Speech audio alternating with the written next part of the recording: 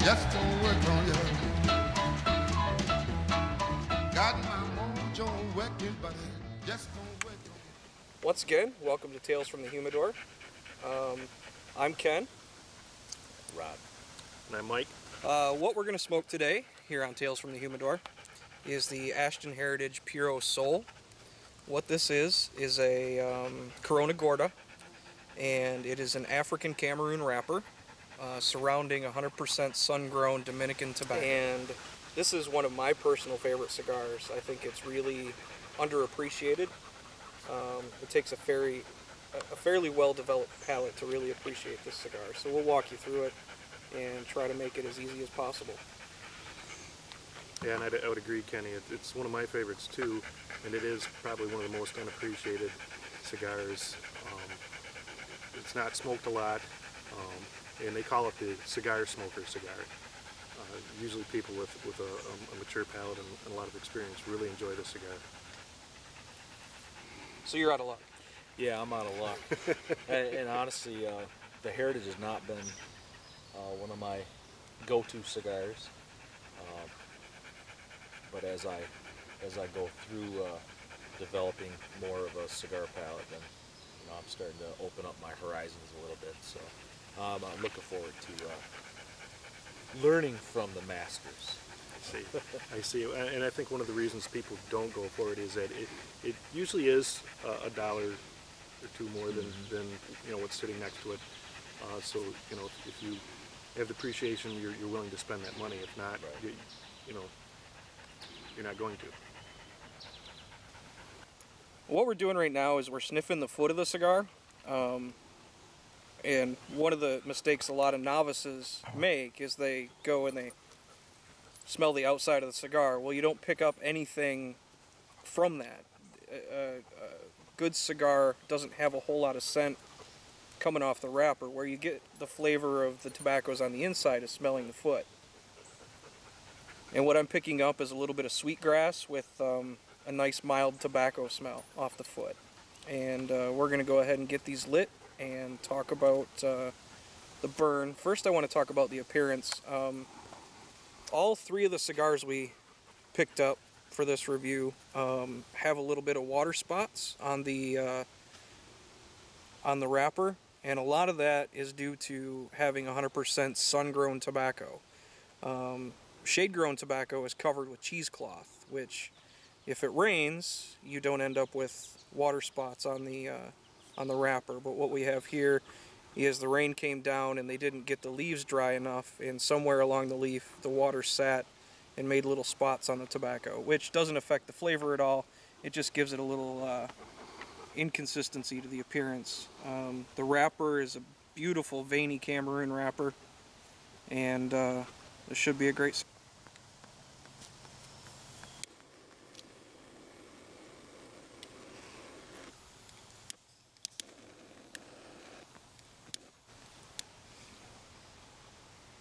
This is where we do our product placements, like Cigar. Yeah, right. Not Cigar cutters. One of the first things you notice about this cigar is that it has a nice, slight sweet flavor to it from the Cameroon wrapper. And in the retrohale, which is when you blow the smoke out through your nose, you get a nice sweetness at first, and then it picks up a little bit of spice. And after that, it leaves sort of a nice taste of cocoa on the back of your palate. It's really a delicious flavor. It's funny you say that. As soon as you said that, I got that on the back of my palate there.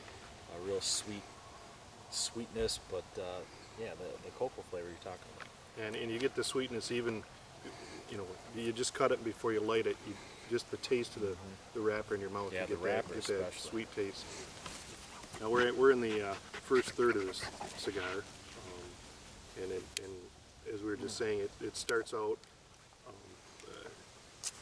it's a strong cigar, but it's not overbearing.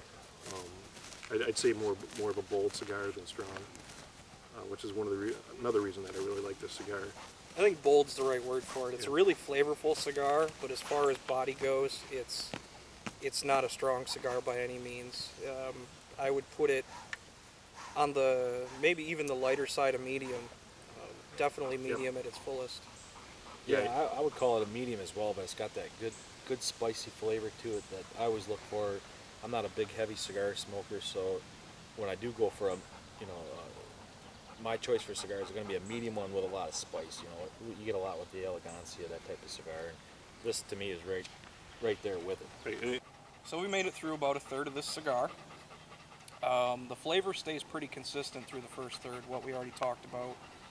The cocoa on the back, the tiny bit of sweetness from the wrapper. What you're starting to notice on the retrohale is that the smoke has lost most of its spice, and it just becomes a smooth, creamy retrohale. Plus you've got still just a tiny bit of that sweetness, and like I said, the cocoa sticks out really on the back of the palate, and it's starting to develop more of just a nice tobacco flavor. The cocoa isn't as powerful, the spice is virtually gone, and to me is now that we're reviewing it, I honestly enjoy this cigar. I like the spice right off the front. The front third to me is probably it's where it's at, really. It's giving you that pop. You got the sweetness, you got the spice right there, and it's great so far. So like you say, the spice, it dilutes, it goes down, and then you really do get more of the just real tobacco flavor now when you get this far into the cigar. And I can tell that I'm 1/3 into the cigar because I still have all my ash. out of the three of us, his ash Yes. held on. Ours, mine and Rod's held on for almost the entire first third. Mike's is still going. It's a good, solid, beautiful white ash. Yep. And when it fell in one solid chunk. So it's not loose at all. And I just wanted to make one more note about the size. Like I said, we're smoking the Corona Gorda. And for me, especially when tasting cigars, a Corona size is really where it's at. You get a lot of the flavor of the wrapper. I personally am a wrapper guy. I love the flavor of wrappers and tasting the differences in all the wrapper tobaccos. But in addition, when most cigar blenders blend a cigar, they blend in a Corona size. So when you smoke a Corona, you're getting the true intent of the blender. They haven't had to add filler to fill a larger size. The second third of the cigar, the sweetness wanes, and it's pretty much gone now. The spice picks back up, especially on the retrohale. That spice hits you right in the back of the throat. It's not an overpowering spice. It's really very pleasant. You start to lose the cocoa flavor that was really fairly prominent throughout the first third, and it's replaced more of like a toasted almond flavor in your mouth, especially after you retrohale and just let your mouth sit for a minute. You really pick up a toasted nut flavor. I'm pretty sure it's almond. And my cigar, I touched it up at the first little bit, but it's been burning perfectly straight since then.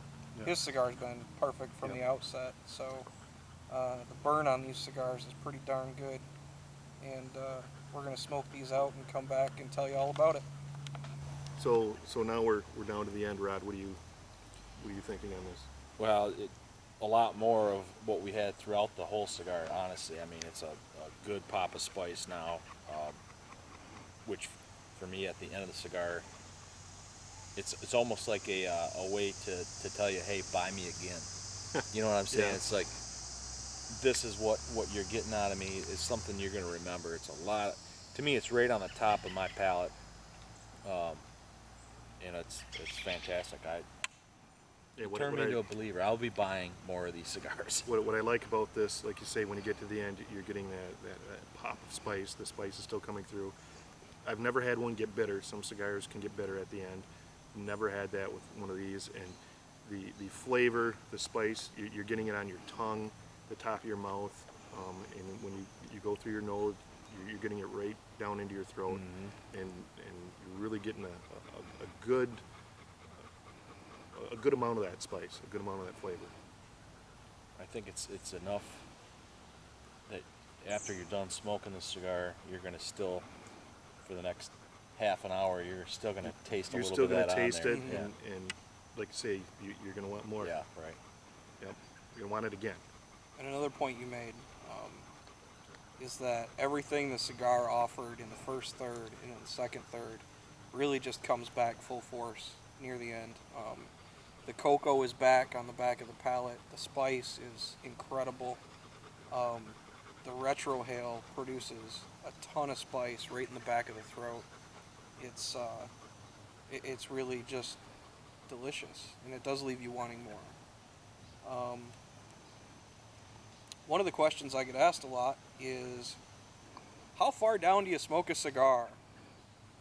Everybody's different.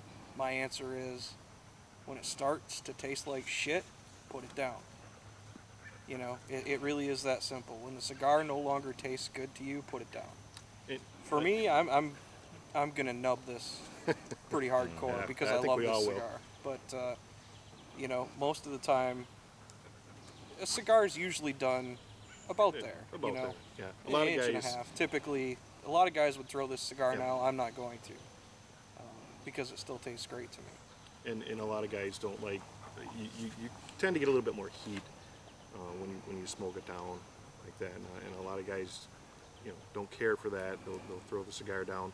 But if you've got something that's really good and you're really enjoying, there's nothing wrong with going down till the end of your fingers are burning. All right, so we all finished our cigars. We brainstormed some scoring, and these two guys, for appearance, gave this Ashton Heritage a 1.8. I gave it a 1.7. I scored it a little lower because of the water spots on the three cigars, but the Cameroon wrapper was beautiful on all three cigars with the exception of the water spots, giving us a 1.8 average. For burn, Rod scored it a 1.5. He had to touch his cigar up a few times. I blame the operator. Mike and I gave it a 1.8. I touched mine off once at the start. He never had to touch his up. It burned razor straight all the way through. And the draw on that cigar is always good. Every one I've ever had. Which gave us a 1.7 average. Flavor. Rod gave it a 2.5. I gave it a 2.6, and Mike gave it a 2.7. He loves the cigar. He loves the flavor. Absolutely. That wrong. You had it backwards. I did have it backwards. Yes, I gave the 2.5. All right, so Mike gave it a 2.5. I gave it a 2.7. Rod gave it a 2.7. I gave it a 2.6. Keeping in mind that Rod was not the Heritage lover when we started That's this, true. he gave it the highest true. score of That's right. flavor. That is true, and I am the Heritage lover, and I gave it the 2.5. That's right. So maybe it's because it's the same old. I could be. So that gives us a 2.6 average. Overall, the smoking experience of that cigar, we all scored it a 2.6, which gives us a grand overall average of 8.7 for this cigar, which is a definite must smoke. Buy it, love it. I think you'll really enjoy it. Where we're from, what's the price point on this cigar? At our local shop, that cigar is $11.40. Michigan has a 32% tax on cigars, so your mileage may vary depending on what state you live in. Based on that price, it's a good buy every day. It's a good buy every day. Are we recording? And now Yeah, he's gonna edit. the end is near, and so I face I'll put the camera in wrap. the final curtain. My friend, I'll say it clear, I'll state my